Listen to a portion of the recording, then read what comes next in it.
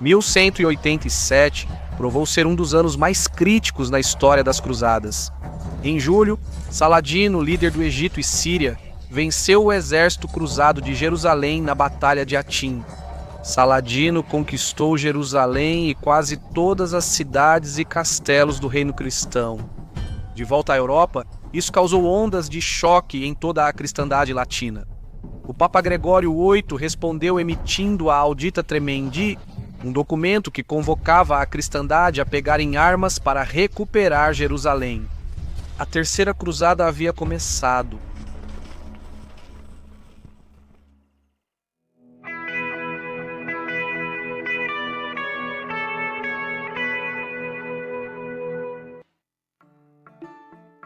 O chamado do Papa Gregório ecoou por toda a Europa. Por décadas, os líderes da cristandade latina ignoraram em grande parte os pedidos de ajuda dos cruzados no Oriente. Agora, com Jerusalém caída, o mundo latino entrou em ação. O Papa Gregório decretou uma trégua de 7 anos na cristandade para que os governantes focassem na recuperação da Terra Santa.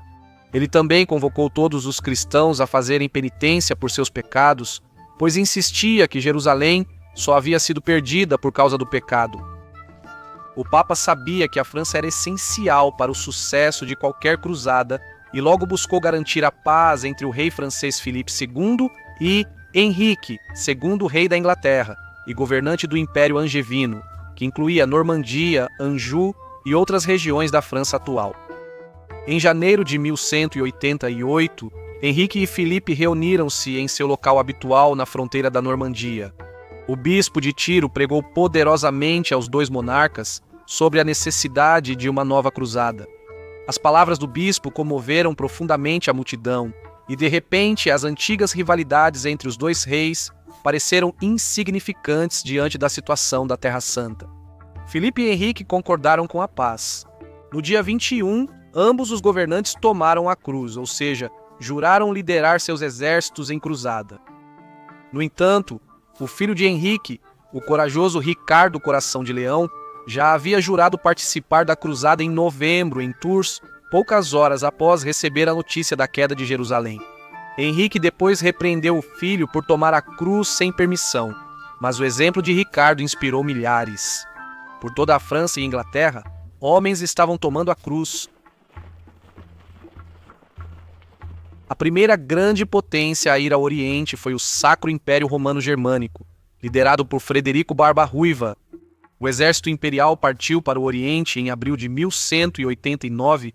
A Cruzada de Barba-Ruiva foi um dos momentos mais decisivos da Terceira Cruzada. Apesar de quase 70 anos, Frederico segue governante enérgico. Seu longo e bem-sucedido reinado lhe concedeu grande poder em toda a Alemanha. E agora ele está ansioso para coroar sua carreira com uma campanha para reconquistar a Terra Santa. Frederico, porém, não é um cruzado ingênuo. Quando jovem, ele lutou sob o comando de Conrado III da Alemanha, que liderou um exército para o leste durante a Segunda Cruzada. Frederico se lembra bem dos problemas enfrentados pelo exército de Conrado. Frederico relembra a perigosa jornada pela Ásia Menor, onde os turcos seljúcidas derrotaram brutalmente os cavaleiros de Conrado em 1147. Frederico está ansioso para evitar os erros de Conrado e pretende organizar meticulosamente seu exército para a longa campanha. Ele envia emissários para garantir passagem segura nas terras pelas quais seu exército deve passar em sua jornada. Frederico troca emissários com o Império Bizantino. Emissários do imperador bizantino, Isaac Ângelo, asseguram a Frederico que o exército alemão terá permissão para atravessar com segurança o território bizantino. Na verdade, Isaac considera Frederico um inimigo. Recentemente, Frederico havia forjado uma aliança com os normandos da Sicília, um inimigo declarado de Bizâncio. Além disso, Isaac está apavorado com a ideia de um grande exército alemão atravessando seu território, onde poderia causar danos imensos. No fim das contas, Isaac acredita que a cruzada de Frederico é uma farsa e que o governante alemão pretende nada menos do que a conquista da própria Constantinopla. Embora tenha confirmado a paz com Frederico, Isaac entra em contato com o alvo da cruzada, Saladino, e os dois confirmam um tratado. Isaac promete a Saladino que fará tudo o que puder para dificultar a passagem do exército alemão pelo Império Bizantino.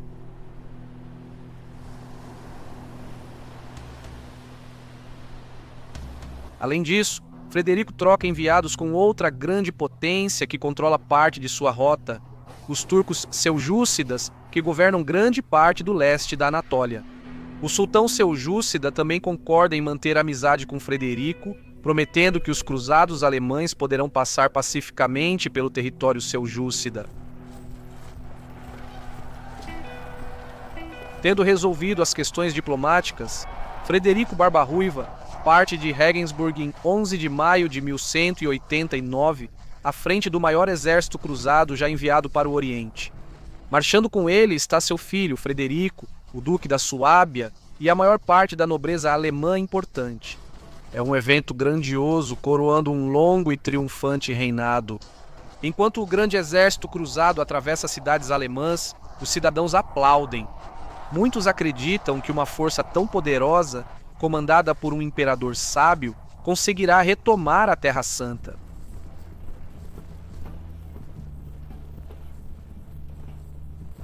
A marcha de Frederico prova ser um exemplo de disciplina. O historiador Christopher Tyreman diz que, ao contrário das ordens de Luís VII ao exército cruzado, em 1147, Frederico as cumpriu. O comportamento barulhento levava à perda das mãos e o roubo à execução. Essa disciplina rigorosa era acompanhada por uma ênfase constante na natureza piedosa da operação. O efeito geral sobre o moral e a eficácia militar contrastava fortemente com o caos em que o exército de Conrado III havia caído na Ásia Menor, no outono de 1147.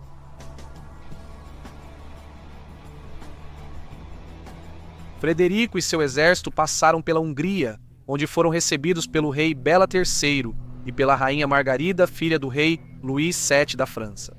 Os húngaros forneceram alojamento, suprimentos e mercados para os cruzados. Após uma estadia confortável na Hungria, os alemães entraram em território bizantino em 2 de julho. Quase imediatamente, eles foram hostilizados por bandos armados. Em Niš, Frederico encontra rebeldes sérvios que pedem aos alemães para se juntarem a eles em uma revolta contra os bizantinos. Frederico recusa, afirmando que sua missão é libertar a Terra Santa, não lutar contra outros cristãos. No entanto, à medida que a marcha continua, as emboscadas das forças locais se intensificam. A jornada se torna cada vez mais uma marcha de combate. Os alemães capturam alguns de seus atacantes, que, antes de serem enforcados, afirmam estar agindo sob as ordens do imperador bizantino. Quando chegam a Sófia em 13 de agosto, os cruzados descobrem que os mercados prometidos por Isaac foram retirados. Depois de lutarem para atravessar as montanhas, os cruzados chegam a Filipópolis, que foi abandonada por seus defensores bizantinos, com suas fortificações desmontadas por ordem de Isaac. Mais de uma década antes de 1204, os bizantinos já demonstram uma notável confusão e impotência sob o governo de Isaac.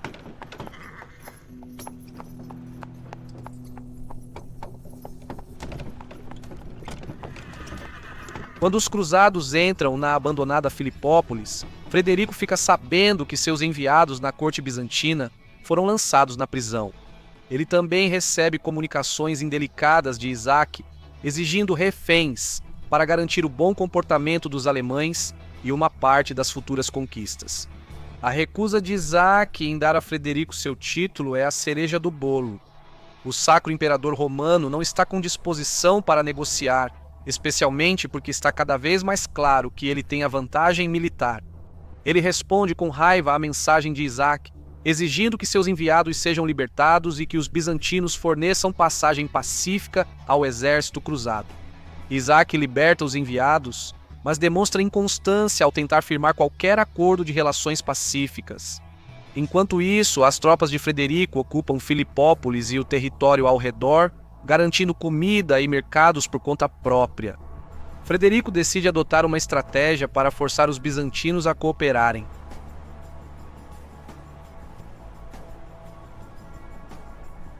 Isaac Ângelo é um governante compreensivelmente nervoso. Ele chegou ao poder por meio de um golpe particularmente sangrento, e ele próprio continua temendo uma insurreição. Ele teme que a própria presença do exército alemão possa provocar uma rebelião entre as regiões já inquietas. Apesar da paranoia de Isaac, historiadores de hoje encontram poucas evidências para justificar a ideia de que Barbarossa tinha planos prévios sobre o Império Bizantino. Christopher Tierman diz que Frederico manteve os olhos fixos no objetivo da Terra Santa e Jerusalém.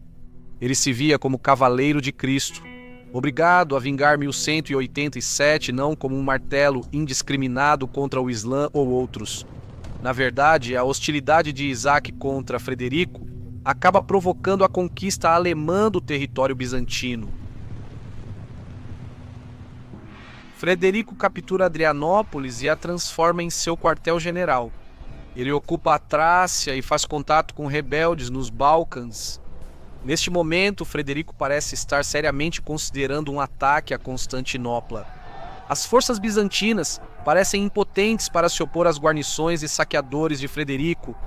Cada vez mais em pânico, Isaac pede novamente a Frederico para negociar, apenas para encerrar abruptamente as negociações na véspera de Natal, justamente quando um acordo parece iminente. A fraqueza militar e a esquizofrenia diplomática de Isaac fazem com que sua política imploda. O cronista bizantino Nikitas Kaginates registra com desdém a incompetência de Isaac. Sem outra escolha, Isaac capitula. No final, Frederico se mostra surpreendentemente leniente. Em 14 de fevereiro de 1190, ele confirma acordo com Isaac, garantindo aos alemães passagem segura pelo Império, navios para cruzar o Helesponto em Galípoli e acesso a mercados a preços razoáveis. Em troca, Frederico promete evitar Constantinopla e se retirar do território bizantino. Apesar de toda a sua bravata, Isaac Ângelo mostrou ser um governante impotente e fraco, cuja própria paranoia trouxe o desastre que ele inicialmente temia. O cronista bizantino Nikitas Koniates julga todo o caso como sendo o próprio Isaac trazendo ruína para o seu império.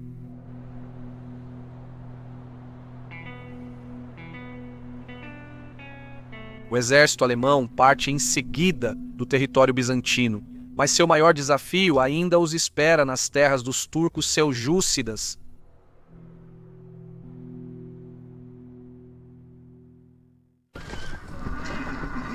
Em 25 de abril de 1190, os cruzados alemães finalmente entram em território sob o controle do sultão turco seljúcida de Rum, Filiz Arslan II.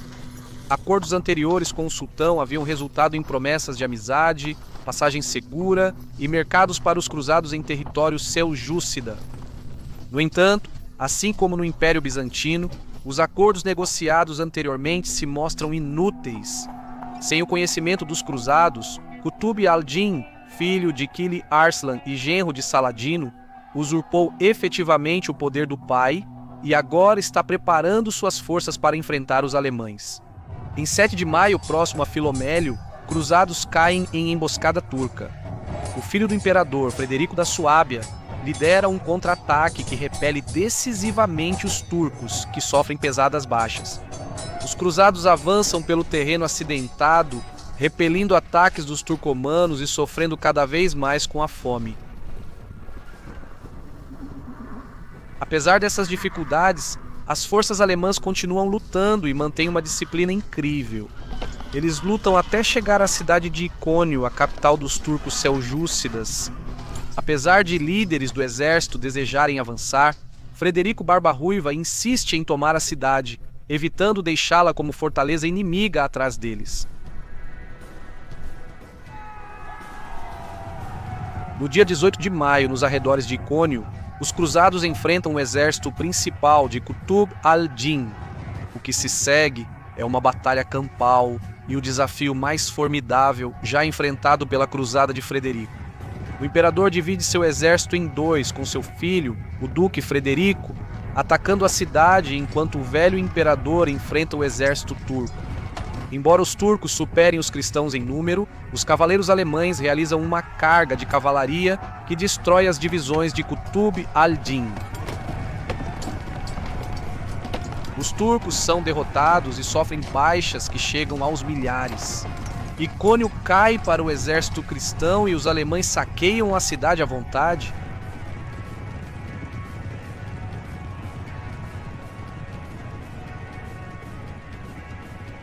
É um triunfo incrível. Os turcos são completamente derrotados e Icônio rende um imenso saque aos cruzados. Quebrado e humilhado, Kutub al-Din é removido do poder e seu pai reassume o governo do sultanato. Kili Arslan II retoma sua política de submissão em relação a Frederico, que concorda com a paz e seu exército receber reféns turcos e suprimentos. O sultão aceita esses termos. Triunfantes, os cruzados alemães avançam sem oposição pelo território seljúcida.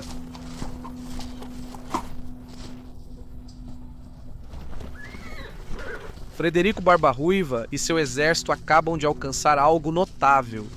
Eles completaram as partes mais longas e perigosas da traiçoeira travessia pela Ásia Menor, apesar da oposição das duas maiores potências da região, o Império Bizantino e os turcos seljúcidas. Os cavaleiros de Frederico venceram os homens do sultão e saquearam a capital turca. Os cruzados alemães longe de casa dominaram dois inimigos formidáveis. Isso não é uma conquista pequena.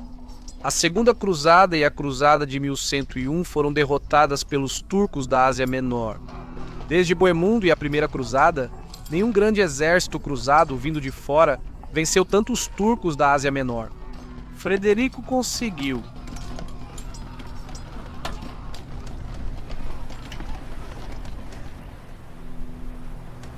Mas a Cruzada de Barba-Ruiva raramente é lembrada por essa notável operação militar, que é um exemplo de disciplina e está entre os feitos mais impressionantes da era medieval. Quantos exércitos tão longe de casa poderiam vencer dois inimigos poderosos em sucessão no território deles? Foram eventos posteriores e um tanto aleatórios que passaram a definir a Cruzada de Frederico no imaginário popular. Algumas semanas depois, os cruzados alemães marcham para o território amigo da Armênia cristã. Em 10 de junho, enquanto o exército cruza o rio Salaf, um evento desconhecido põe fim à vida do grande imperador do Sacro Império Romano. O que exatamente acontece? Como exatamente o imperador morre? As fontes divergem, então não temos certeza. Relatos apontam que o exército cruza o rio, o cavalo do imperador tropeça e Frederico cai na água. Outros relatos afirmam que algum acidente desconhecido acontece, fazendo com que o imperador caia. Fontes dizem que o exército já estava acampado e o imperador desceu para tomar banho, mas acabou se machucando em um acidente. Relatos contam que após ser retirado da água, o imperador adoece e morre após 10 dias na cama. Os historiadores de hoje ainda se intrigam com esse mistério, e parece provável que o imperador idoso possa ter sofrido um ataque cardíaco ou um derrame. Não é surpreendente que um homem da idade dele possa estar sofrendo de alguma condição médica latente que poderia se manifestar em uma morte súbita.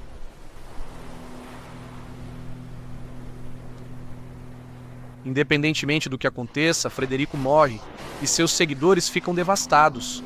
Mas, ao contrário do que muitos pensam, essa tragédia não leva à dissolução da cruzada. O exército alemão, após vitórias na Anatólia, permanece intacto.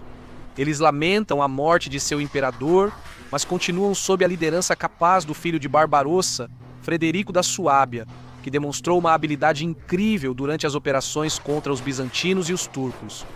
Os cruzados seguem para Antioquia. É aqui que a cruzada alemã finalmente se desfaz, derrotada não pelos bizantinos ou turcos, mas pela doença. Uma epidemia irrompe em Antioquia, que tira a vida de muitos membros do exército alemão. Neste momento, alguns sobreviventes voltam para casa, enquanto outros seguem para a Terra Santa sob comando do Duque da Suábia. Em outubro de 1190, Frederico da Suábia chega ao cerco de Acre com cerca de 700 cavaleiros. de Acre, Frederico escreve ao irmão, o novo Sacro Imperador Romano Henrique VI, pedindo que solicite o reconhecimento papal para o hospital alemão no acampamento de cerco. Curiosamente, é esse hospital alemão que dá origem aos Cavaleiros Teutônicos, uma ordem de cruzados alemã que terá um papel importante nas Cruzadas do Norte. Frederico da Suábia morre de doença em Acre no início de 1191. Uma coalizão alemã muito reduzida continua servindo em Acre sob o comando do Duque Leopoldo da Áustria. No entanto, neste ponto, o exército alemão foi tão reduzido em número pela doença que já não desempenha mais um papel importante na cruzada. Na verdade, são principalmente as forças de Ricardo Coração de Leão e Filipe II da França que vão travar a guerra contra Saladino. A morte de Frederico é precoce e trágica, mas não podemos esquecer suas grandes vitórias na campanha. O exército alemão demonstrou incrível competência e habilidade ao longo da exaustiva guerra na Ásia Menor. O historiador Geza Laud afirma que, apesar do sofrimento durante a marcha pela Ásia Menor, o exército de Frederico não foi derrotado ali. De fato, ao capturar Icônio e garantir a submissão de Kili Arslan, o imperador obteve uma vitória militar significativa. E por fim, não é a própria morte do imperador que determina o destino do contingente alemão. Sem a epidemia em Antioquia, o exército alemão seguiria intacto sob comando do filho do imperador, experiente e com a lealdade das tropas.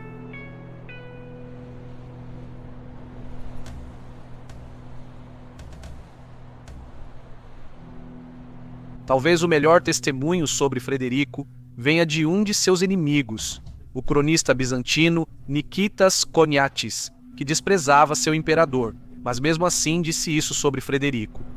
Ele merecia ter uma memória abençoada e eterna. Sua paixão por Cristo superava a de qualquer monarca cristão daquele tempo. Seguindo o exemplo do apóstolo Paulo, ele não valorizava sua própria vida, mas prosseguia, disposto até a morrer por Cristo.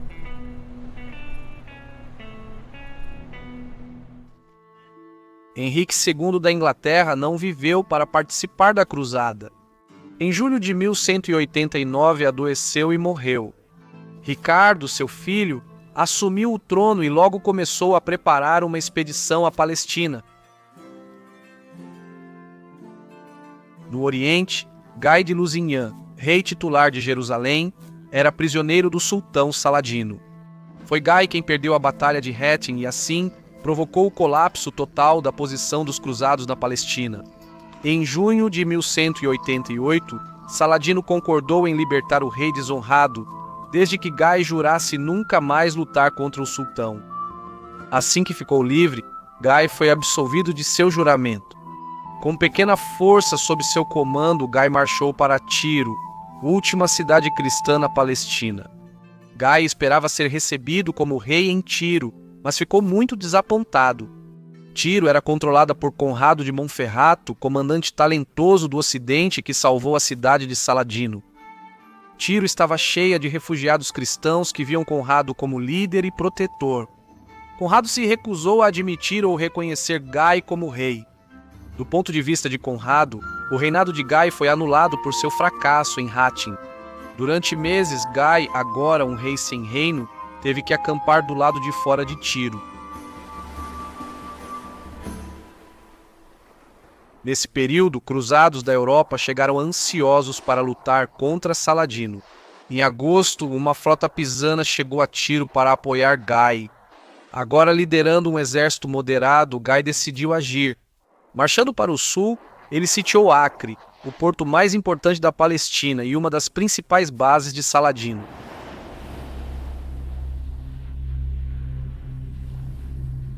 Em 28 de agosto, Gai posicionou seu exército na colina baixa de Tyrone, cerca de 2,5 quilômetros a leste de Acre.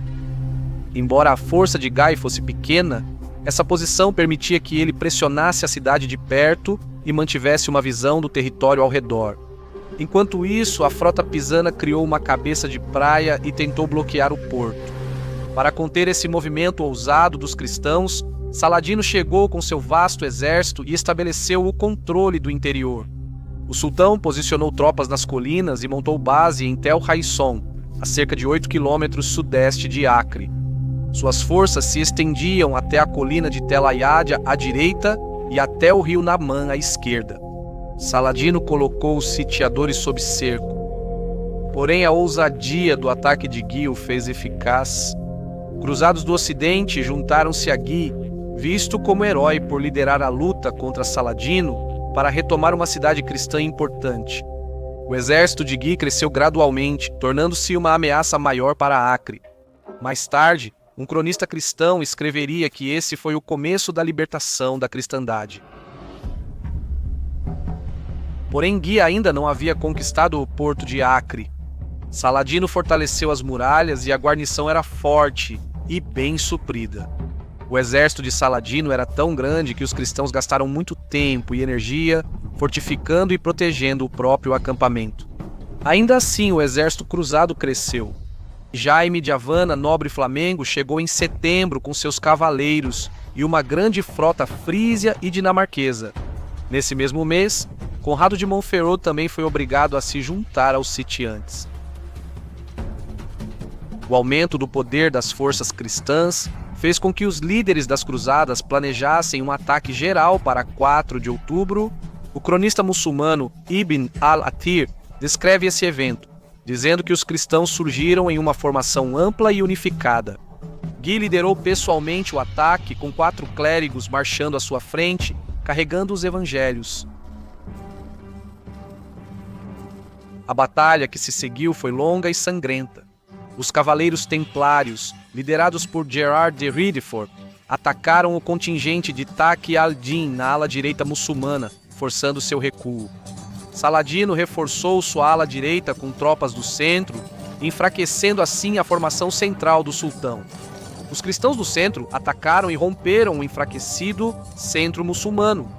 A infantaria e a cavalaria dos cruzados invadiram o acampamento muçulmano em Tel Ayadja. Porém, as forças cristãs agora estavam sobrecarregadas.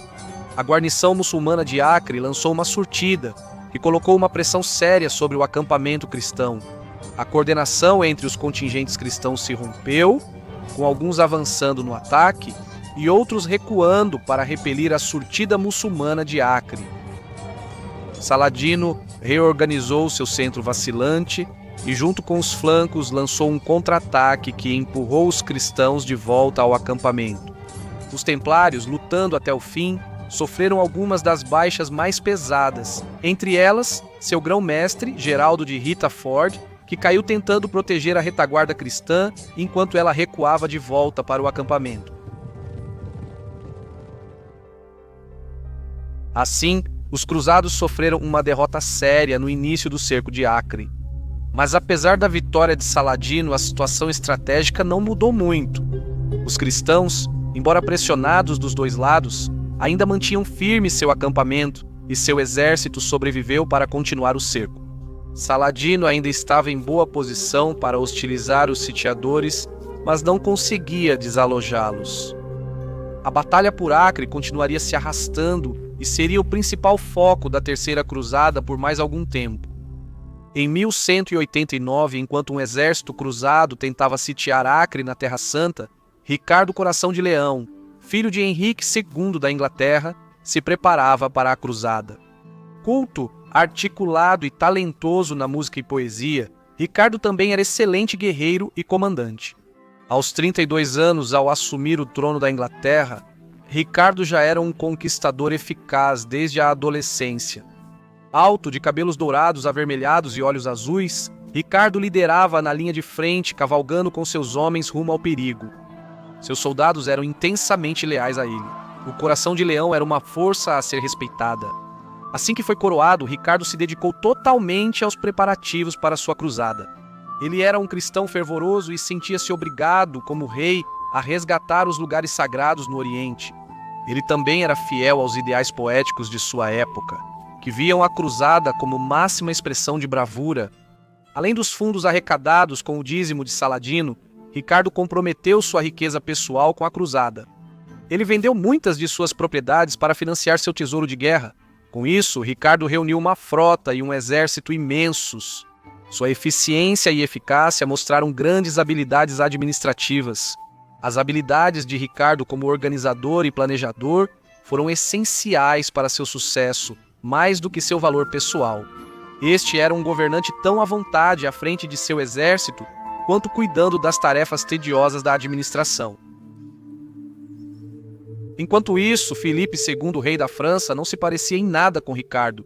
Aos 25 anos, Filipe era franzino, doente, cego de um olho e muito ciumento de Ricardo, seu suposto vassalo. Apesar dessas limitações, Filipe era um homem calculista e astuto, sem escrúpulos na busca de seus interesses e obsessivamente comprometido com a vitória de sua linhagem capetiana sobre os Plantagenetas.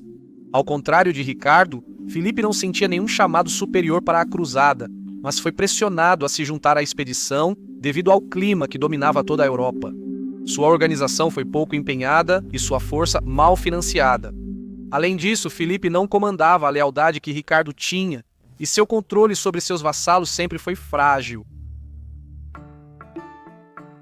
Ricardo e Filipe zarparam em julho de 1190 com suas tropas rumo ao leste. Os dois reis pararam na Sicília rumo à Terra Santa. As tensões entre Ricardo e Tancredo, o governante da ilha, aumentaram. Tancredo assumiu o trono após a morte do rei Guilherme II da Sicília, ex-marido de Joana, irmã do rei Ricardo. Atualmente, Tancredo mantinha Joana presa. Ricardo exigiu sua libertação e o valor total do dote. A princípio, Tancredo resistiu, mas Ricardo rapidamente derrotou as forças de Tancredo, e Joana foi resgatada. A partir de então, Joana seria uma das companheiras de Ricardo durante a cruzada. Ricardo, diferente dos outros irmãos, era próximo de Joana. Ambos compartilhavam personalidades e gostos por música, poesia e cavalos. Coração de Leão acrescentou a riqueza do dote de sua irmã ao seu já bem financiado tesouro de guerra. No final de março de 1191, Filipe partiu para a Terra Santa, mas Ricardo permaneceu para encontrar sua mãe, Leonor, que chegou à Sicília com a filha do rei de Navarra, Baranguela. A princesa espanhola seria noiva de Coração de Leão, e Ricardo a recebeu com grande pompa. Ricardo partiu com sua frota para a Terra Santa em 10 de abril. A passagem de Ricardo foi dificultada por uma forte tempestade.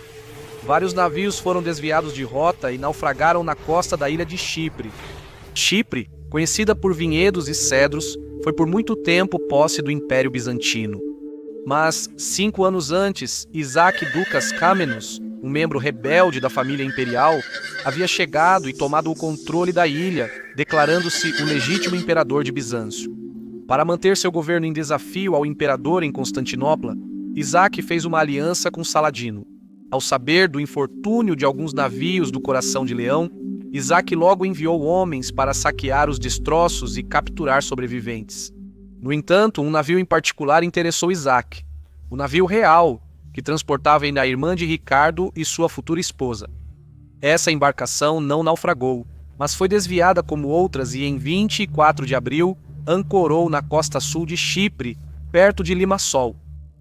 Isaac sabia que, se conseguisse capturar a irmã do rei e sua noiva, teria uma poderosa ferramenta para controlar Coração de Leão. Ele logo enviou mensageiros ao navio, pedindo que as damas desembarcassem como suas ilustres convidadas. Joana e Berenguela não se deixaram enganar e recusaram terminantemente. Em 5 de maio, Ricardo ficou aliviado ao ver Berenguela e Joana seguras. Ao saber que Isaac prendeu alguns de seus homens, ele ficou furioso. Ele imediatamente enviou um mensageiro ao chamado imperador, exigindo a libertação de seus homens e a devolução do saque. Isaac recusou. Ele reforçou as defesas de Limassol, reuniu seu exército e se preparou para a guerra. Ricardo então lançou uma invasão a Chipre, que é lembrada como uma das operações mais notáveis da Idade Média. Isaac saqueou Limassol de tudo que pôde levar: portas, móveis, bancos, baús, pedras, qualquer coisa que pudesse ser usada para fortificar a praia. Isaac colocou seu exército em posição defensiva atrás dessas defesas improvisadas. Ricardo e seus homens não se intimidaram.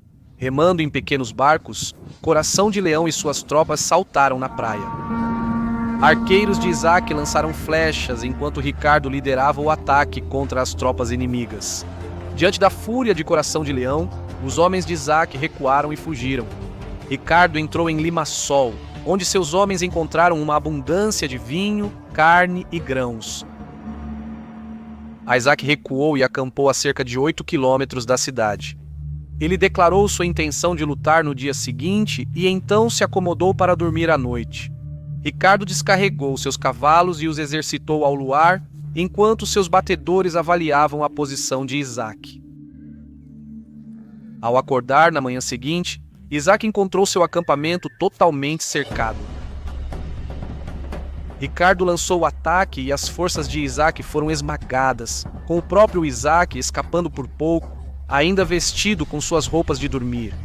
Ricardo pegou o estandarte, o tesouro e os cavalos do inimigo. A vitória fez muitos aristocratas locais se submeterem ao Coração de Leão. Em 11 de maio, com seu apoio diminuindo, Isaac pediu paz. No mesmo dia, Ricardo foi visitado por 2 comandantes do cerco de Acre, Godofredo e Gui de Lusignan. Como duque da Aquitânia, Ricardo era responsável pelos Lusignan, seus vassalos. Ricardo apoiou os irmãos ao endossar a reivindicação de Gui à coroa de Jerusalém. Os Lusignan ficaram com o grupo de Ricardo para um evento importante no dia seguinte. Em 12 de maio, Ricardo casou-se com a princesa Berenguela, na capela de São Jorge em Limassol. Os cruzados aplaudiram seu jovem rei e sua bela noiva espanhola, que pareciam felizes nesse início de casamento. O bispo normando, João de Évora, coroou Berenguela como rainha da Inglaterra. Foi o momento ideal para celebrar a conquista de Limassol. Logo após, Isaac se apresentou a Ricardo para confirmar a paz. Ricardo sabia por seus espiões que era uma artimanha. O aspirante a imperador estava apenas ganhando tempo e avaliando os planos do Coração de Leão. Após o almoço, Isaac fugiu do acampamento. Ricardo sorriu ao saber, já tinha sua desculpa, para completar a conquista de Chipre. Ricardo entregou parte do exército a Gui de Lusignan para que perseguisse Isaac.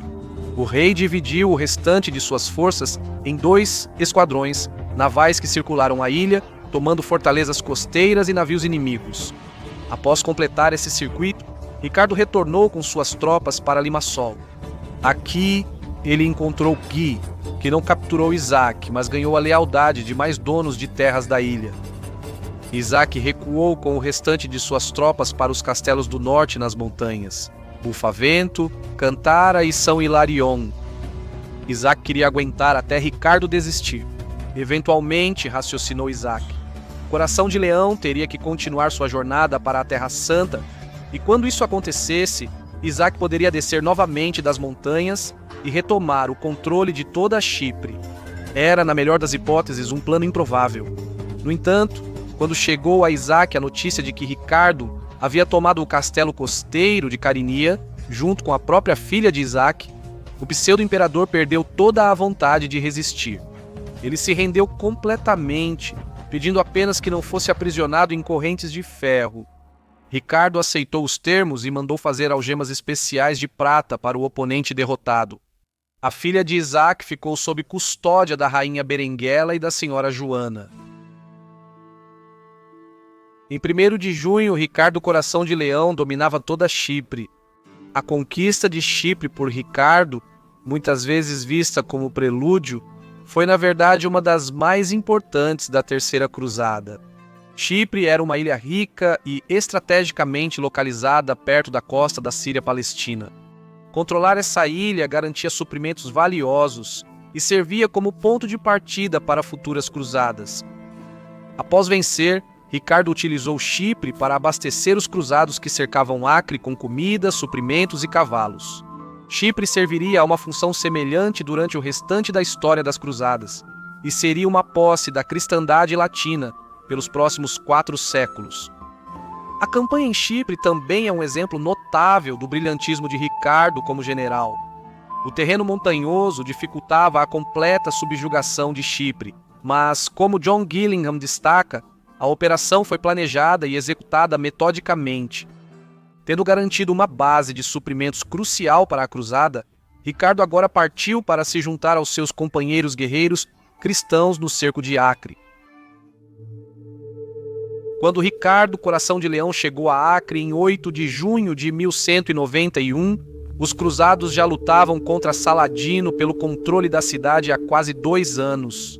Os cruzados estavam em seu acampamento fortificado diante das muralhas de Acre, enquanto Saladino, com seu grande exército, cercava os sitiadores. A situação havia se transformado em um impasse virtual, com os cruzados incapazes de dominar a cidade e Saladino incapaz de desalojar os cruzados. Mas no verão de 1191, o rei Ricardo Plantageneta melhorou muito a situação dos cruzados. Primeiro, ele tomou a ilha próxima de Chipre de um aliado de Saladino. Chipre agora fornecia aos cruzados em Acre muita comida e suprimentos. Então, Ricardo trouxe sua própria frota para o cerco de Acre. O primeiro ato de Ricardo foi destruir um dos navios de suprimentos de Saladino, enquanto ele tentava levar provisões para a guarnição muçulmana de Acre. Ao desembarcar, Ricardo foi recebido pelo rei Filipe II da França e pelo exército cruzado, que estava exultante. Após 2 anos de luta, os cruzados confiavam que o rei Ricardo e seu exército trariam a vitória. A celebração seguiu até a noite, com cristãos cantando em volta das fogueiras. Enquanto isso, os muçulmanos de Saladino e de Acre temiam os navios e tropas trazidos por Ricardo, Coração de Leão. Porém, Ricardo e o rei Filipe logo adoeceram. Isso desanimou um pouco os cristãos, mas, ao melhorar, o rei Ricardo pediu para ser levado até as muralhas numa liteira, onde usou sua besta para lançar flechas, enquanto ainda se recuperava. As catapultas e trabucos de Ricardo, Filipe, os templários e os hospitalários continuaram a bombardear Acre. Enquanto isso, a frota de Ricardo bloqueou o porto, impedindo Saladino de enviar suprimentos para seus homens na cidade. Os muçulmanos dentro de Acre estavam famintos e cada vez mais desesperados. Em 4 de julho, Saladino fez uma última tentativa de esmagar o acampamento cristão com seu exército. Os cristãos resistiram em suas trincheiras e o ataque de Saladino falhou. Neste ponto, a rendição de Acre parecia praticamente inevitável. Em 12 de julho, sitiantes e sitiados enfim aceitaram os termos de rendição. A guarnição se entregou aos cristãos com o acordo de que seriam libertados em troca de 200.000 dinares, 1.500 prisioneiros cristãos, e a relíquia da verdadeira cruz. Com o rei Ricardo e o rei Filipe marchando à frente, os cristãos entraram em Acre e hastearam seus estandartes sobre a cidade. A guarnição muçulmana foi presa nas masmorras da cidade à espera do resgate do sultão. O cerco de Acre havia acabado.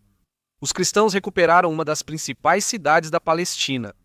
Isso foi uma grande derrota para Saladino após vários anos de vitórias quase ininterruptas. Mais uma vez, Acre era uma cidade cristã. Os cruzados logo reconsagraram as igrejas, e Ricardo e Filipe iniciaram a restauração das muralhas e torres da cidade. Eles também se voltaram para a delicada questão da sucessão ao trono do reino de Jerusalém. Guy de Lusignan e Conrado de Montferrato apresentaram seus argumentos aos reis Ricardo e Filipe para julgamento. Após consultar templários, hospitalários e barões locais, os 2 reis chegaram a um acordo. Guy permaneceria rei até sua morte, momento em que Conrado e Isabel, ou seus herdeiros, herdariam a coroa. Ambos dividiriam as receitas reais. A decisão não agradou totalmente a Guy nem a Conrado, mas satisfez os cruzados, ansiosos para encerrar essa distração e focar em derrotar Saladino. A concórdia foi ameaçada em 29 de julho, quando o rei Filipe anunciou que deixaria a cruzada e voltaria à França. Futuros cronistas franceses criticariam Filipe por negligenciar seu dever como governante cristão. Filipe nunca quis participar da cruzada. Ele estava muito mais interessado em voltar para o oeste, onde poderia planejar tomar territórios pertencentes a Ricardo. Filipe hesitava em enfrentar Ricardo pessoalmente, mas, com o rei da Inglaterra na cruzada, aproveitou para semear discórdia em casa. Ricardo conhecia o caráter de Filipe.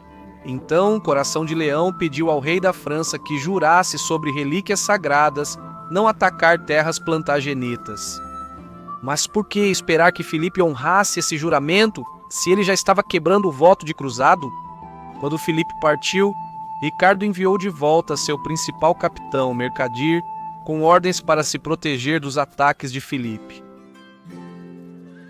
A saída de Filipe foi devastadora para o exército francês, que em sua maioria ficou na Terra Santa. Ricardo financiou a manutenção deles. A liderança da cruzada agora estava apenas com Ricardo, tarefa para a qual ele era certamente adequado. Ele enviou emissários a Saladino, pedindo que os termos de rendição de Acre fossem cumpridos. Saladino respondeu que faria isso, mas pediu para entregar os pagamentos e prisioneiros em partes. Ricardo concordou com isso imediatamente. Ambos concordaram em um cronograma onde Saladino entregaria o resgate aos poucos e ambos trocariam prisioneiros. No entanto, à medida que cada prazo chegava e passava, um padrão começou a surgir. Saladino se recusava a cumprir sua parte do acordo. Em cada data marcada, Saladino arranjava desculpas para não pagar ou libertar prisioneiros.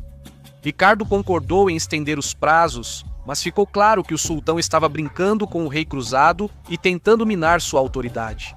Saladino queria principalmente manter Ricardo preso em Acre, negociando indefinidamente sobre os prisioneiros, enquanto o exército cristão se desfazia. Até os cronistas de Saladino admitem isso. Já Ricardo era notoriamente obcecado pelo bem-estar de seus homens. Saladino estava satisfeito em arriscar a vida de seus soldados mais valentes, que haviam defendido Acre. Esses homens ofereceram ao sultão uma forma de atrasar o inimigo, o que era mais importante para Saladino do que libertá-los. Ricardo logo reconheceu o jogo de Saladino.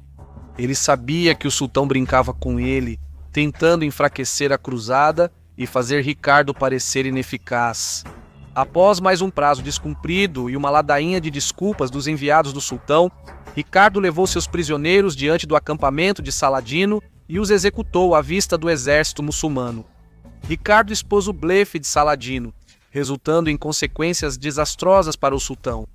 Diversos emires e líderes muçulmanos ficaram furiosos porque Saladino não resgatou os defensores de Acre, gerando problemas de lealdade ao sultão que durariam toda a cruzada. Além disso, a partir de então, Saladino teria muita dificuldade para convencer seus homens a guarnecer castelos e cidades, já que agora eles temiam o destino da guarnição de Acre. No final das contas, Ricardo havia dado a Saladino ampla oportunidade de garantir a vida de seus homens. Isso não se podia dizer de Saladino, que executou templários e hospitalários capturados após a Batalha de Hattin, sem lhes dar chance de resgate. Ao romper repetidamente os termos do acordo, Saladino intencionalmente colocou Ricardo em uma situação muito difícil. Ricardo não tinha como abrigar permanentemente esses prisioneiros, nem podia permitir que as flagrantes violações dos termos pelo sultão ficassem sem resposta. Foi uma decisão difícil e sangrenta, tomada em meio a uma guerra difícil e sangrenta, e no fim das contas, o próprio Saladino deveria ser criticado por abandonar a corajosa guarnição de Acre a um destino tão cruel. Comparado a Ricardo, que frequentemente arriscava a própria vida liderando missões de resgate, quando seus homens eram capturados, só podemos nos espantar com a atitude insensível e ingrata de Saladino em relação aos seus soldados mais valentes. Saladino usou o massacre como propaganda, executando vários prisioneiros cristãos em espetáculos públicos. No fim, muitos de seus próprios seguidores ainda o culparam pelas mortes desnecessárias dos companheiros. Saladino nunca superaria essa amargura que agora infectava suas fileiras. Com a reconquista de Acre, a Terceira Cruzada alcançou um sucesso crucial. Acre foi uma das principais guarnições e depósitos de armas de Saladino. Com Acre como base, Ricardo Coração de Leão estava determinado a avançar em suas conquistas. Após consultar os cavaleiros templários e hospitalários, o rei decidiu marchar com seu exército ao sul pela costa palestina, reocupando fortes e cidades no caminho. O objetivo de Ricardo era Jafa, cidade portuária próxima de Jerusalém e importante reduto regional. Quando Ricardo saiu de Acre, Saladino reuniu suas forças, determinado a impedir o avanço do Coração de Leão.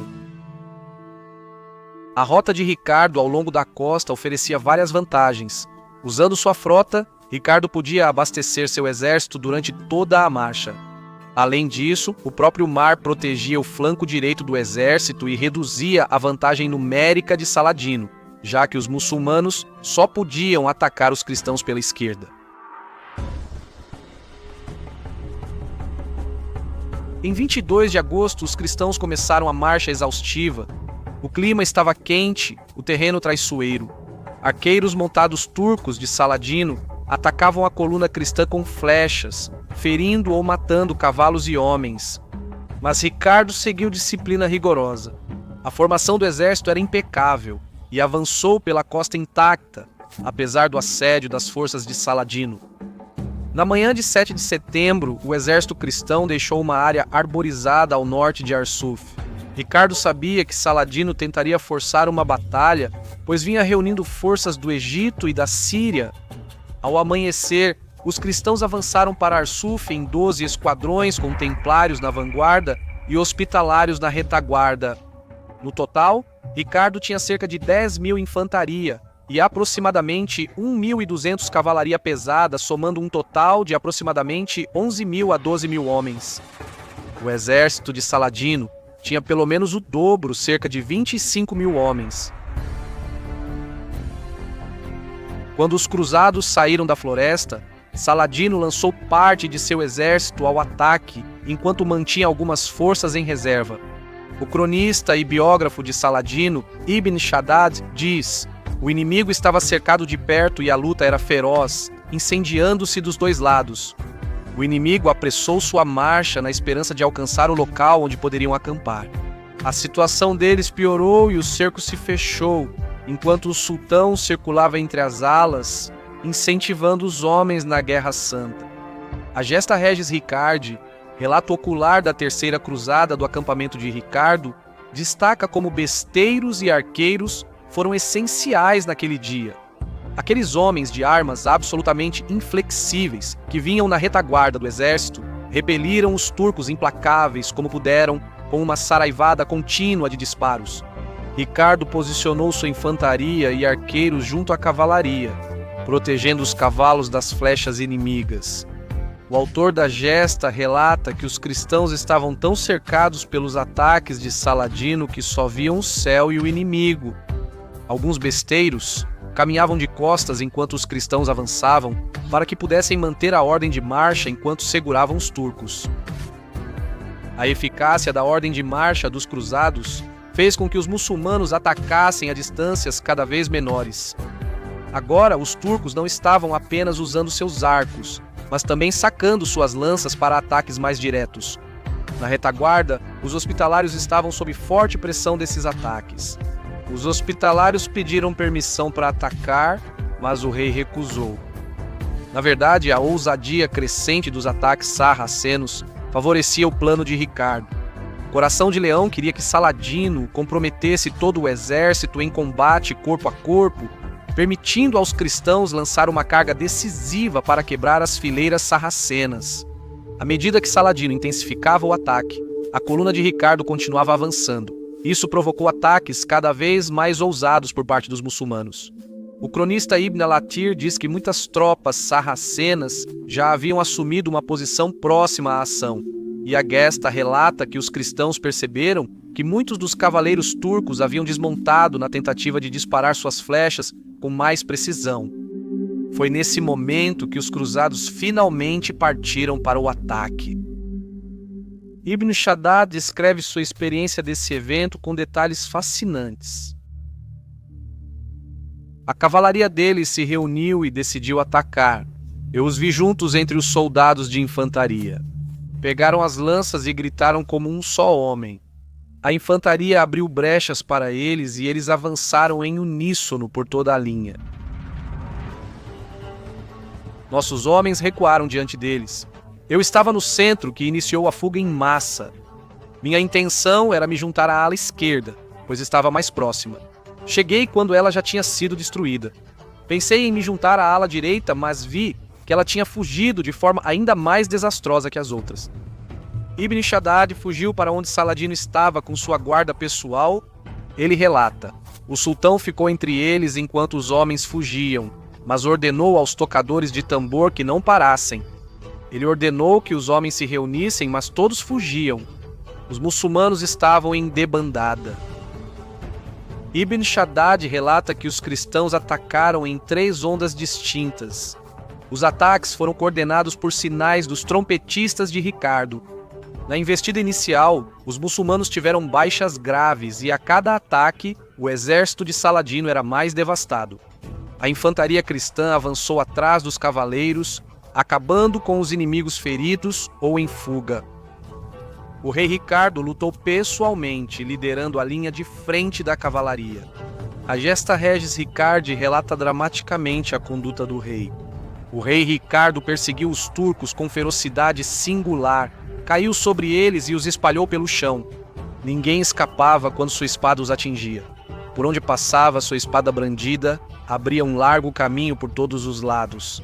Avançando com golpes constantes de espada, ele abatia o inimigo como quem ceifa uma colheita, deixando os cadáveres dos sarracenos espalhados pelo chão.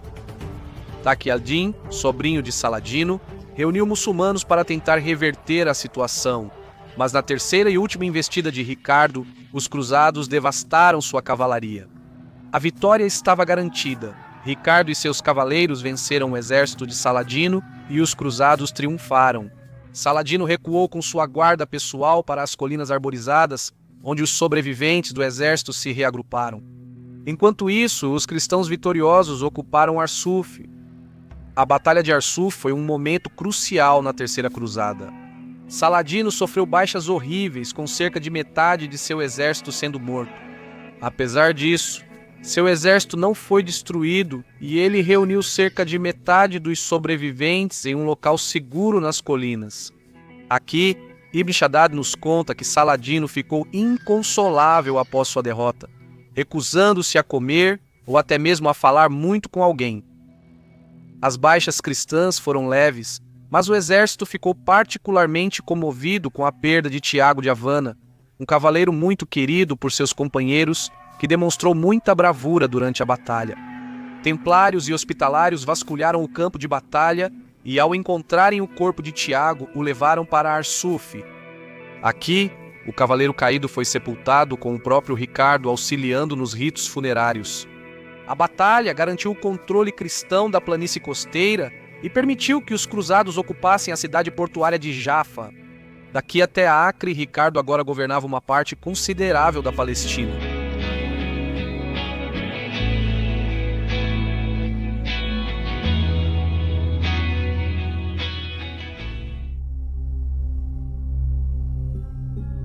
A vitória de Ricardo Coração de Leão em Arsuf foi um duro golpe para Saladino e permitiu aos cruzados ocupar a estratégica cidade portuária de Jaffa.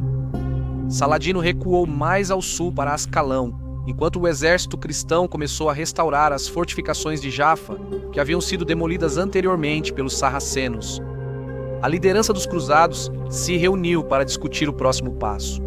Os franceses, liderados pelo Duque Hugo da Borgonha, defendiam um ataque direto a Jerusalém. Mas Ricardo não apoiou essa ideia.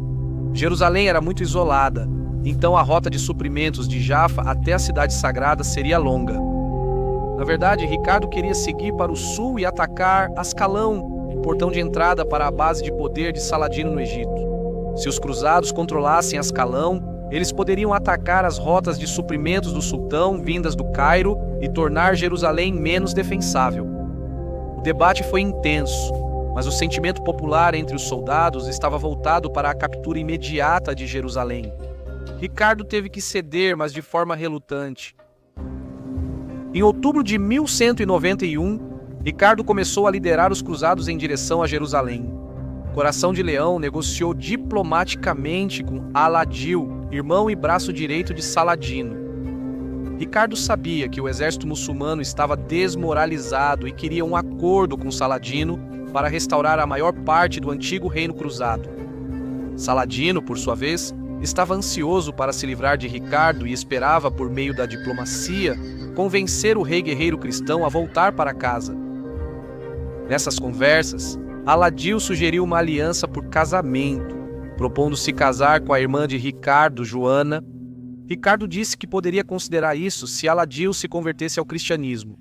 Aladil discordou, e há poucos indícios de que Ricardo ou Saladino levassem esse cenário a sério. Parecia parte da dança diplomática, onde ambos apenas sondavam e testavam um ao outro. Porém, nesses encontros, há sinais de que Ricardo e Aladil, irmão do sultão, chamado Safadim pelos cristãos, passaram a se respeitar. Enquanto isso, Saladino manteve conversas diplomáticas separadas com Conrado de Monferrato. Conrado temia a influência esmagadora de Ricardo, mas quando Saladino tentou convencer Conrado a romper abertamente e até atacar Coração de Leão, Conrado recusou categoricamente, sabendo muito bem que seus próprios apoiadores o abandonariam se ele cometesse tal traição. Ricardo avançou lentamente e com cautela rumo a Jerusalém. Coração de Leão insistiu em ocupar e reconstruir todas as fortalezas da região para garantir a rota de suprimentos entre Jafa e Jerusalém. Em janeiro de 1192, os cruzados tomaram Beit Nuba, a 19 quilômetros da cidade sagrada. No auge do inverno, tempestades tornavam as estradas quase intransitáveis. Apesar do desejo do exército de atacar Jerusalém, Ricardo ainda duvidava da logística da situação. Ele convocou um conselho, onde templários, hospitalários e barões locais disseram que Saladino estava bem posicionado em Jerusalém e um cerco nessas condições fracassaria. Em vez disso, eles argumentaram que o exército deveria avançar sobre Ascalão e fortificar essa cidade crucial. Ricardo apoiou esse veredito vindo dos homens mais experientes em guerra na região. Apesar da forte discordância do Duque da Borgonha, Ricardo prevaleceu. Borgonha e os franceses recusaram-se a ir a Ascalão e voltaram para Acre. Enquanto isso, Ricardo foi para Ascalão com as ordens militares e seu sobrinho Henrique, conde de Champagne. Em 20 de janeiro, os cruzados começaram a reconstruir as muralhas de Ascalão, que também haviam sido destruídas por Saladino. Em abril, Ascalão já restaurada, o rei da Inglaterra atacava regularmente comboios de suprimentos de Saladino. O plano de Ricardo se mostrou bastante sábio, pois o controle cruzado de Ascalão acabou sendo um grande problema para o sultão, que já não podia mais mover caravanas com segurança do Cairo para a Palestina. Enquanto isso, Ricardo governava uma extensa rede de cidades e castelos que se estendia por toda a costa da Palestina. No entanto, nesse mesmo mês, Ricardo recebeu notícias de seu próprio reino, de que seu irmão João havia formado uma aliança com o rei Filipe da França e deposto o Lord Chanceler de Ricardo, Guilherme Longchamp. A notícia perturbou muito o Coração de Leão. Ele percebeu que, se continuasse com a cruzada, poderia perder seu próprio reino para as investidas de seu covarde irmão João e do traiçoeiro rei da França. De fato, como se viu, toda a empreitada da cruzada foi ameaçada pela ganância, impiedade e maldade de Filipe II da França. O rei Ricardo anunciou relutante que retornaria imediatamente às terras angevinas. No entanto, para promover a unidade entre os cristãos na Terra Santa, ele apoiou Conrado de Monferrato para a coroa de Jerusalém. Os magnatas do Reino Cruzado ratificaram Conrado como rei. Monferrato ficou eufórico, mas seu triunfo durou pouco. Em 28 de abril de 1192, Conrado foi esfaqueado até a morte nas ruas por 2 membros do culto dos assassinos. O Duque da Borgonha disse que Ricardo contratou os assassinos, mas isso era falso. Os assassinos, liderados pelo enigmático velho da montanha, recusavam trabalhos contratados e mantinham uma rixa pessoal com Conrado. Conrado recentemente apreendeu um navio do velho da montanha e se recusou a devolvê-lo. Enquanto isso, Saladino ofereceu muito dinheiro aos assassinos para matarem Conrado ou Ricardo. Com a morte de Conrado, ingleses, franceses e cruzados locais logo tentaram ocupar o trono de Jerusalém, novamente vago. Os barões locais buscavam alguém que agradasse Ricardo e os franceses. A solução foi Henrique de Champagne, sobrinho tanto de Ricardo quanto de Filipe, e um homem que havia provado seu valor como comandante desde os primeiros dias do cerco de Acre. Ricardo Coração de Leão e o Duque da Borgonha ofereceram seu apoio, e o alto tribunal elegeu Henrique. A viúva de Conrado, a rainha Isabel, casou-se com Henrique imediatamente. Henrique então assumiu a liderança do Reino Cruzado em recuperação. Finalmente, a unidade prevaleceu entre os cruzados. Ricardo entregou Ascalão a Henrique, que colocou as forças leais a Conrado à disposição do Coração de Leão. A esperança de Ricardo era que Henrique e os cruzados restantes defendessem o que havia sido conquistado até então e esperassem por Ricardo enquanto ele retornava para garantir seu próprio Império Angevino. Como Ricardo planejou, uma grande cruzada seria lançada contra o Egito para eliminar o centro de poder de Saladino e permitir que os cristãos retomassem Jerusalém. Mas os outros líderes do exército resistiram. Mais uma vez, liderados por Hugo da Borgonha, eles insistiram que agora finalmente cercariam Jerusalém, com ou sem a participação de Ricardo. Isso deixou Ricardo em uma situação difícil. Para ele, atacar Jerusalém agora, com Saladino ainda no controle do Egito, era suicídio. Se Coração de Leão voltasse para casa, Borgonha e outros desperdiçariam tudo o que ele restaurou, perdendo o exército cristão em outro Atim perto de Jerusalém, permitindo que Saladino retomasse tudo o que Ricardo conquistou na costa. Sem permitir que isso ocorresse, Ricardo afirmou que ficaria na Terra Santa até a Páscoa de 1193. O exército se euforizou. Eles ainda esperavam chegar a Jerusalém, apesar de Ricardo querer convencê-los a invadir o Egito. Quando os líderes se reuniram em conselho para discutir o próximo passo, Ricardo foi mais uma vez voto vencido. Ricardo insistiu que isso era uma loucura e, de fato, recusou-se a liderar a campanha, afirmando que não conduziria o exército à sua destruição certa. Ricardo prometeu marchar com eles como camarada, não como comandante. Os homens concordaram e, em 7 de junho, o exército cruzado partiu de Ascalão rumo a Jerusalém. No auge do verão, as tempestades não foram problema. O exército chegou em 4 dias a Beit Nuba. Em Jerusalém, as forças de Saladino estavam em alerta.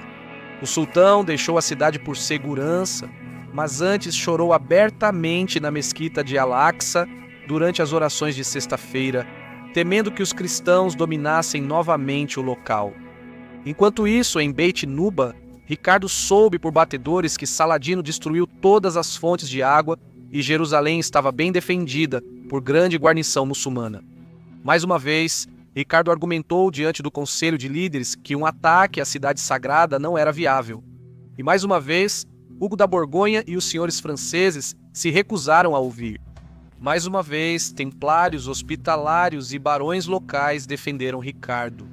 A situação não havia mudado. Saladino ainda controlava essa região, e suas forças podiam cercar e isolar um exército cristão que avançasse contra Jerusalém. Ricardo, em especial, notou o problema de obter água potável. O exército logo sofreria com sede extrema, tornando homens e cavalos ainda mais vulneráveis às forças de Saladino. Mais uma vez, Ricardo defendeu um ataque ao Egito, e os templários e hospitalários concordaram que esse seria o melhor caminho. Por fim, houve uma votação final, e a maioria concordou que as observações de Ricardo eram corretas. O conselho votou para abandonar o ataque a Jerusalém. Em Jerusalém, muçulmanos estavam exultantes. O próprio Saladino agradeceu a Alá, pois esperava totalmente enfrentar um ataque dos cristãos. Seus batedores lhe relataram os desentendimentos entre Ricardo e os franceses, e o sultão decidiu usar essa divisão entre seus inimigos a seu favor.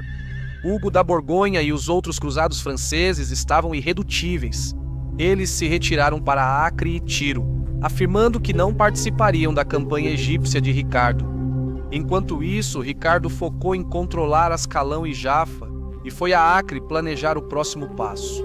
Mais uma vez, a unidade dos cruzados desmoronou, com os franceses se recusando a cooperar e Ricardo ficando apenas com seus vassalos, templários, hospitalários, alguns camponeses, marinheiros genoveses e besteiros.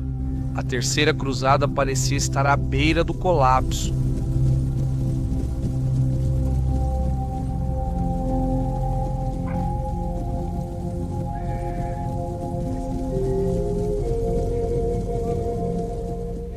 No verão de 1192, a Terceira Cruzada entra em impasse. Em julho, o rei Ricardo recusa atacar Jerusalém, que está sob o controle de Saladino. Ricardo já retomou grande parte da costa palestina, mas ao recusar sitiar Jerusalém, mostra a dependência da frota e evidencia o controle de Saladino no interior. A essa altura, a guerra já dura anos e cristãos e muçulmanos anseiam pelo fim das hostilidades. Ricardo pede condições.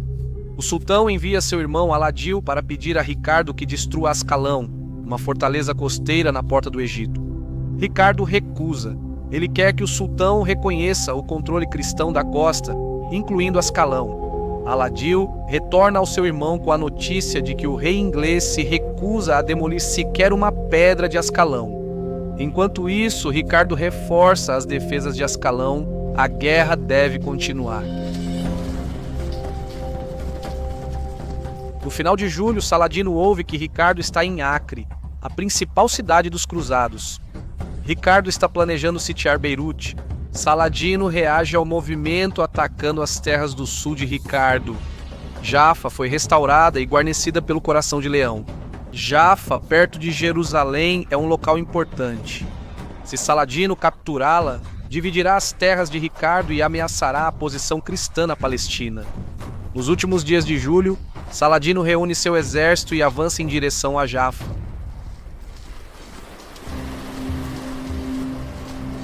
Em Acre, Ricardo prepara seu exército para sitiar Beirute, mas recebe a notícia de que Saladino avança sobre Jafa. Ricardo rapidamente convoca seu conselho de guerra. Ele instrui seu sobrinho, Henrique de Champagne, e o grão-mestre dos Cavaleiros Templários a reunir as forças cruzadas e marchar pela costa de Acre até Jafa.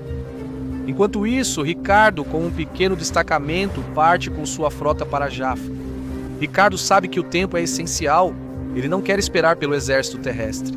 Ele quer chegar a Jafa o mais rápido possível. 28 de julho, Saladino chega com força total diante dos muros de Jafa. Ele divide o exército. À direita comandada por seu filho Al-Zahir, à esquerda por seu irmão Aladil, e ele lidera o centro. O sultão cerca a fortaleza cristã enquanto os sapeadores muçulmanos iniciam a mineração das muralhas. Os defensores de Jafa estão em uma situação difícil. Seus números são poucos, mas a cidade está bem protegida por muralhas e torres novas. Os combates seguem intensos nos dias seguintes. As tropas de Saladino conseguem derrubar parte da muralha, mas os cristãos fazem uma enorme fogueira na brecha, impedindo que as tropas muçulmanas atravessem. Ibn Shaddad, servo e biógrafo de Saladino, escreve admirado sobre a coragem dos defensores cristãos. Ele diz que os cristãos deixaram os portões abertos e lutaram em formação diante deles. Em 31 de julho, as forças de Saladino causam ainda mais danos às muralhas de Jafa. Os cristãos enviam o cavaleiro Ober de Homs e o bispo Randolfo de Belém como emissários ao sultão. Saladino concede condições. Ele permitirá que os cristãos resgatem suas vidas se entregarem Jafa. A guarnição cristã se refugia na cidadela à espera dos agentes do sultão, enquanto tropas muçulmanas saqueiam a cidade. Pela manhã, o acampamento de Saladino está agitado com rumores de que o rei Ricardo está a caminho com uma frota. O sultão quer expulsar logo os cristãos da cidadela. Ele envia Ibn Shaddad e seu filho Al-Zahir para coletar os resgates da guarnição e removê-los da cidadela. Saladino está confiante de que suas tropas costeiras impedirão o desembarque de Coração de Leão. Na manhã de 1º de agosto, os primeiros navios de Ricardo surgem na costa, anunciando sua chegada com trombetas. Ibn Shaddad se aproxima da cidadela e exige que a guarnição a evacue. Os cristãos concordam. 47 cavaleiros surgem. Ibn Shaddad cobra resgate de cada um, registra os pertences e os libera. No entanto, neste momento, os defensores percebem que navios cristãos apareceram no mar e decidem resistir. Ibn Shaddad diz que assistiu enquanto as tropas da guarnição subiam nas muralhas com seus escudos. Ao ver isso, Ibn Shaddad percebe que a situação mudou drasticamente. Ele se volta para um de seus companheiros e diz: "Tome cuidado, o inimigo mudou de ideia." Logo depois, cavaleiros francos saem da cidadela e atacam as tropas muçulmanas do lado de fora. O relato de Ibn Shaddad sobre esses eventos é envolvente. Enquanto isso, a frota de Ricardo Coração de Leão se aproxima da costa de Jaffa. A princípio, o rei e seus companheiros ficam desolados, pois as bandeiras de Saladino estão hasteadas sobre a cidade. É uma visão devastadora. Eles chegaram tarde demais, Jaffa já caiu. No entanto, o rei e seus homens ficam surpresos ao avistarem um homem nadando desesperadamente pelas ondas em direção aos navios. Os cavaleiros de Ricardo ajudam a trazer o homem, um padre que arriscou a vida para entregar uma mensagem ao rei. "Senhor", diz o padre, "a cidade caiu, mas os cristãos resistem na fortaleza. Por favor, ajude-os agora antes que seja tarde." Quando Ricardo ouve isso, ele pega seu machado dinamarquês, levanta-o bem alto e grita: "Pelas panturrilhas de Deus, Saladino nunca tomará os cristãos." Com poucos cavaleiros e arqueiros, Ricardo salta nas ondas e corre à praia. Ibn Shaddad testemunhou pessoalmente esse impressionante ataque anfíbio e o descreve em sua biografia de Saladino. O rei da Inglaterra correu até a praia. Sua galé foi a primeira a desembarcar os homens em terra. Ele era ruivo, e tanto sua túnica, estandarte quanto brasão eram vermelhos. Em pouco tempo, todos os homens das galés haviam desembarcado no porto. Tudo isso aconteceu diante dos meus olhos. Eles avançaram contra os muçulmanos, que recuaram e foram expulsos do porto. Eu estava a cavalo, então galopei até o sultão e lhe dei a notícia. Os 2 enviados estavam com ele, e ele ia escrever a garantia de salvo-conduto deles. Sussurrei no ouvido dele o ocorrido, então ele parou de cavalgar e os distraiu conversando. Logo depois, os muçulmanos fugiram em direção ao sultão, que ordenou aos presentes e todos montaram seus cavalos. Ele deteve os enviados e mandou o comboio de bagagens e o acampamento recuarem para Yazur. Este é um momento realmente notável na história militar. Ricardo Coração de Leão, com um pequeno grupo, repele o exército de Saladino em Jaffa. O rei está na linha de frente, brandindo seu machado contra as tropas inimigas. Após garantir a costa, os cruzados entram em Jaffa. Ricardo entra primeiro na cidade, subindo correndo uma escadaria em espiral em uma casa dos templários. Com seus cavaleiros, o rei avança pelas ruas estreitas, lutando corpo a corpo com as tropas inimigas. Logo, a cidade é retomada das forças muçulmanas. Homens de Ricardo escalam as muralhas, derrubam estandartes de Saladino e erguem o do Coração de Leão. Cristãos eufóricos deixam a cidadela para aplaudir seu rei. Coração de Leão triunfa. Jaffa está salva.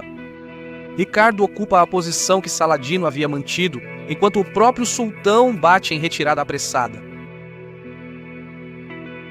Saladino quase havia conquistado Jaffa, mas Ricardo chegou e reverteu totalmente a situação. Relatos fascinantes das fontes primárias tornam esses eventos mais vivos para nós.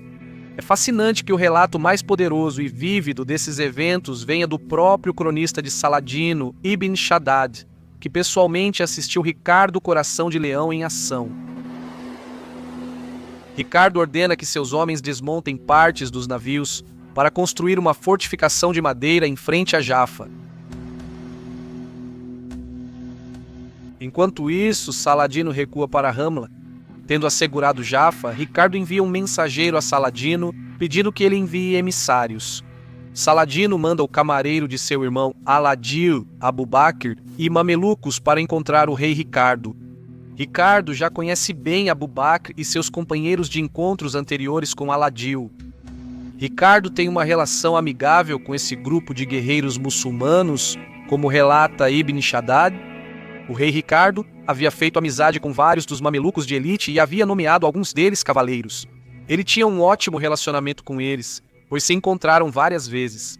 Quando o grupo chegou, ele foi sério e descontraído e disse: Esse sultão de vocês é um grande homem. O Islã não tem príncipe mais poderoso na terra do que ele. Como é que ele partiu só porque eu cheguei?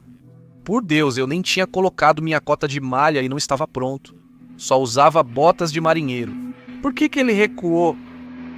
Aqui, Ibn Shaddad nos oferece um vislumbre fascinante das sutilezas da personalidade do coração de leão. Ricardo é um diplomata muito capaz. Ao mesmo tempo, ele elogia Saladino enquanto enfatiza sua própria capacidade em batalha e a extensão de sua vitória em Jaffa. Tudo isso é para incentivar o sultão a chegar a um acordo. É fascinante que um grande rei cruzado tenha desenvolvido amizade com Abu Bakr e outros emires e mamelucos. Antes de Abu Bakr partir, Ricardo pede a ele que cumprimente o sultão por ele e que incentive o sultão a buscar a paz. Enquanto isso, em Ramla, o sultão descobre que Henrique de Champagne e os templários seguem ao sul de Acre para reforçar Coração de Leão. Saladino acredita que pode reverter a derrota em vitória. Jaffa está danificada e Ricardo a mantém com apenas uma pequena força. Se os muçulmanos atacarem rápido, podem vencer o rei antes da chegada do exército cristão principal. Em 3 de agosto, Saladino parte com seu exército para Jaffa. Mas o rei Ricardo está se preparando para isso. Coração de Leão organiza sua pequena força para defender a cidade. A Gesta Regis Ricardi, escrita por um dos seguidores de Ricardo, descreve a formação do rei. Entre paliçadas de madeira, Ricardo posiciona a infantaria atrás de uma parede de escudos. Cada homem segura uma lança longa apontada para a frente, com a outra ponta fincada no chão. Entre cada um desses lanceiros, Ricardo posiciona um besteiro. Cada besteiro recebe 2 bestas e um assistente para ajudá-lo a carregar uma enquanto ele mesmo atira com a outra. Enquanto isso, o rei lidera uma pequena cavalaria com tão poucos homens que o Gesta cita cada um individualmente. Incrivelmente, Ricardo está prestes a lutar essa batalha com entre 10 e 20 cavaleiros montados. Isso é confirmado por Ibn Shaddad.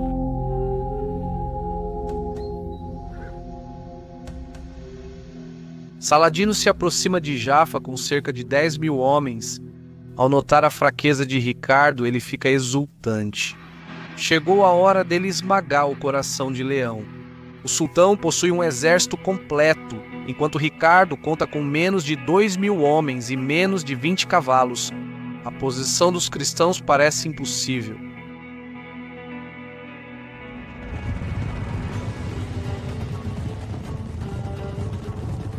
Saladino ataca imediatamente. Enquanto os arqueiros turcos avançam, os cristãos permanecem firmes diante da formação de Ricardo. Os ataques iniciais do sultão são repelidos. Mais uma vez, a descrição de Ibn Shaddad é poderosa.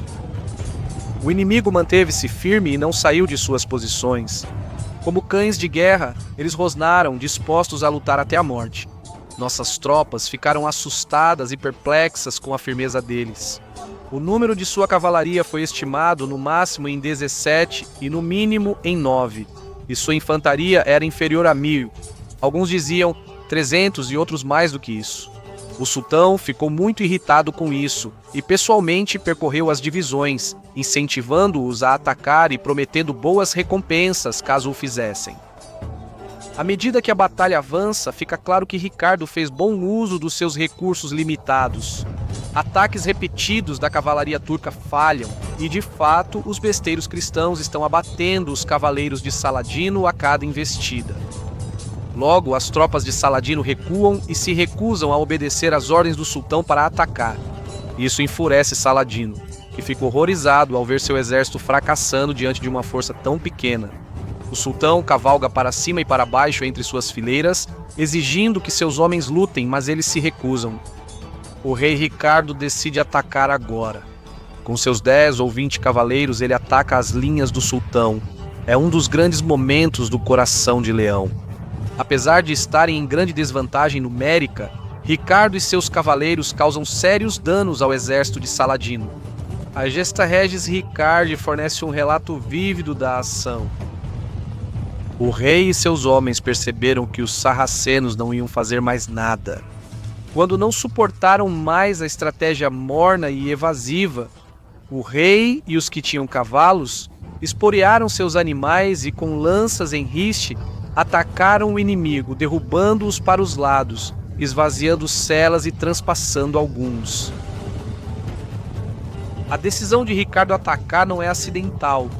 Ele percebe o colapso do moral do exército de Saladino e entende que o sultão dificilmente resistirá a um ataque de cavalaria cristã, mesmo pequeno. O ataque do rei desmoraliza ainda mais o exército muçulmano. Ao final, Ricardo expõe ainda mais a incapacidade de Saladino de controlar suas forças. Ibn Shaddad descreve isso. O rei da Inglaterra pegou sua lança e galopou da extrema direita à extrema esquerda sem ser desafiado. O sultão ficou furioso, virou as costas para a luta e retirou-se para Yazur. Neste momento, Saladino percebe a extensão de sua derrota. Ele ordena a retirada e o exército muçulmano recua. Mais uma vez, Ricardo Coração de Leão conquistou uma grande vitória sobre Saladino. De fato, uma das vitórias mais notáveis da história militar. Felizmente, cronistas de ambos os lados registraram a batalha e confirmaram repetidamente os detalhes. Somos sortudos por um episódio tão fascinante ter sido bem documentado. A Batalha de Jaffa destrói o plano de Saladino de desalojar o rei Ricardo da Costa. Jaffa é salva para os cruzados. Para Ricardo, essa vitória é crucial. Se Saladino tivesse vencido, o domínio cristão na Síria-Palestina estaria ameaçado. A vitória dos cruzados em Jaffa garantiu muito mais do que o status de Ricardo Coração de Leão como um guerreiro lendário. Ela confirmou a realidade estratégica da situação na Palestina. Ricardo não conseguiu tomar Jerusalém, mas Saladino não conseguiu tomar Jaffa nem expulsar os cruzados da Costa Sul. O historiador Christopher Tierman afirma que o fracasso de Saladino em Jaffa causou grandes impactos psicológicos e militares nos sarracenos. Diante da situação, ambos os lados reconhecem que precisam negociar algum tipo de trégua. Após a batalha, Ricardo adoeceu novamente. Ele também recebeu notícias preocupantes de casa. Filipe II, rei da França, agora estava atacando ativamente as terras angevinas. Assim como Saladino, Ricardo também queria um acordo. Ele enviou Balin de Ibelin como principal diplomata nas negociações com Saladino. Em 2 de setembro de 1192, os dois lados concluíram uma trégua formal de 3 anos. Saladino concordou em reconhecer a maioria das conquistas de Ricardo, reconhecendo que os cruzados manteriam a costa de Tiro a Acre até Jaffa, incluindo cidades e castelos como Cesareia e Arsuf. Ricardo concordou finalmente em demolir Ascalão, que não seria mantida por nenhum dos lados. Saladino também concordou em dar aos peregrinos cristãos livre acesso a Jerusalém, protegidos por seus próprios homens. Trípoli e Antioquia também foram incluídas na trégua. Com o fim da trégua, muitos cruzados aproveitaram para concluir a peregrinação em Jerusalém, sendo alguns recebidos por Saladino. Ricardo, no entanto, não estava entre eles, recusando-se a entrar em Jerusalém de qualquer outra forma que não fosse como seu conquistador. Em 9 de outubro de 1192, Ricardo, já recuperado de sua doença, embarcou em um navio e partiu para casa com sua frota. A terceira cruzada terminou, mas Coração de Leão prometeu voltar e ampliar seu sucesso. Ele pretendia voltar com uma nova cruzada para finalmente tomar Jerusalém.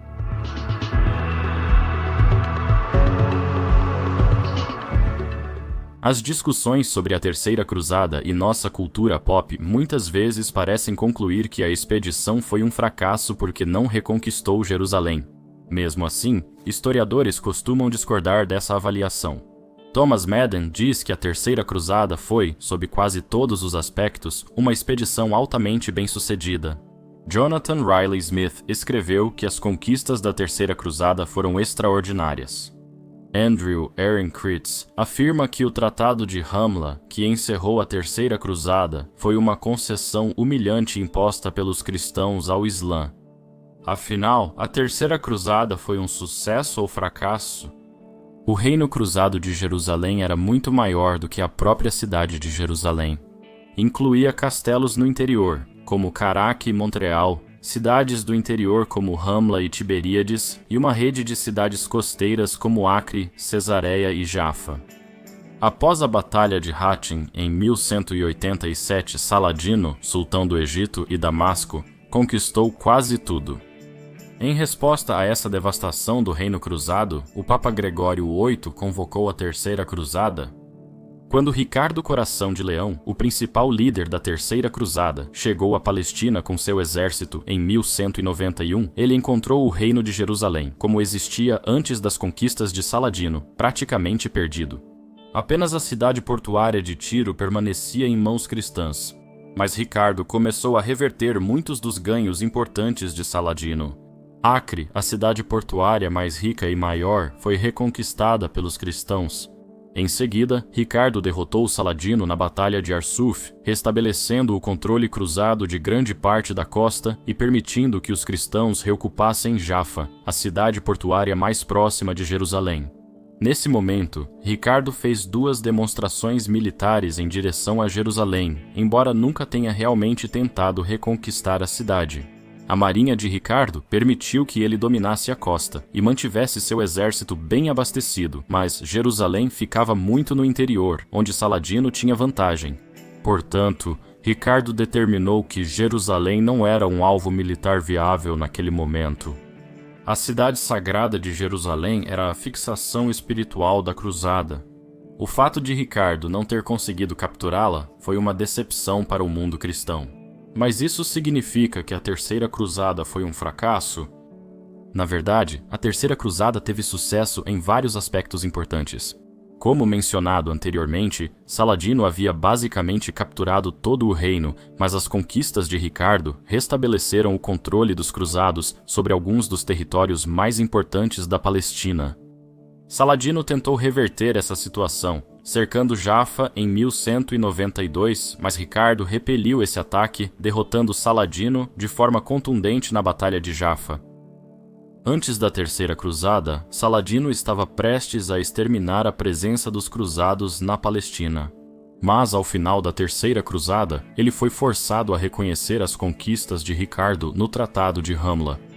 O servo e biógrafo de Saladino, Baha ad-Din, nos conta que Saladino ficou muito insatisfeito com esse tratado. Nosso inimigo ficará mais forte agora que manteve essas terras, lamentou o sultão. Podemos ver então como a Terceira Cruzada foi um revés para Saladino, já que ele perdeu o controle da costa palestina, economicamente importante. Embora a Terceira Cruzada não tenha retomado Jerusalém, recuperou Acre, Jafa e outras cidades costeiras.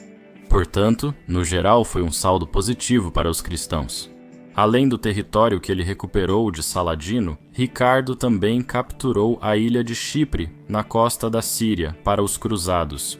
Chipre era importante tanto econômica quanto estrategicamente, e sua adição ao território dos cruzados foi uma das conquistas mais significativas da Terceira Cruzada. Podemos ver então por que os historiadores tendem a considerar a Terceira Cruzada, no geral, um sucesso para os cristãos,